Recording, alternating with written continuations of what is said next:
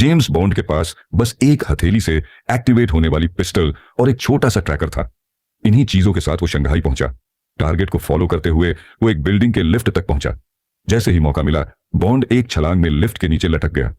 ऊपर जा रहे किलर को अंदाजा भी नहीं था कि कोई ठीक नीचे लटका हुआ उसका पीछा कर रहा है। जैसे जैसे लिफ्ट ऊंचाई पकड़ती गई, बॉन्ड की तकलीफ बढ़ने लगी।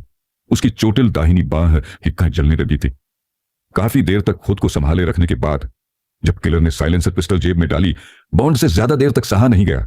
दाहिना हाथ छोड़कर थोड़ी राहत ली। तभी लिफ्ट मंजिल पर पहुंच गई। बॉन्ड ने ऊपर नजर दौड़ाई। दरवाजे की दरार से उसने देखा कि टारगेट बाहर निकल गया है। लिफ्ट रुकते ही वो साइड से सरकता हुआ किनारे पहुंचा। पूरी ताकत से ऊपर चढ़ा, फिर एक झटके में बंद दरवाजा खोल दिया।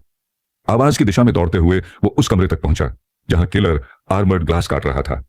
वो एकदम शांत होकर पास गया, लेकिन थोड़ी हलचल से किलर को कुछ शक हुआ। तभी बाहर की तेज रोशनी ने बॉन्ड की परछाई को छुपा लिया और किलर का ध्यान बंट गया। अब किलर ने अपने स्नाइपर राइफल को जोड़ा, ग्लास का कटा हुआ हिस्सा हटाया और सामने वाली इमारत के एक कमरे की तरफ निशाना साधा।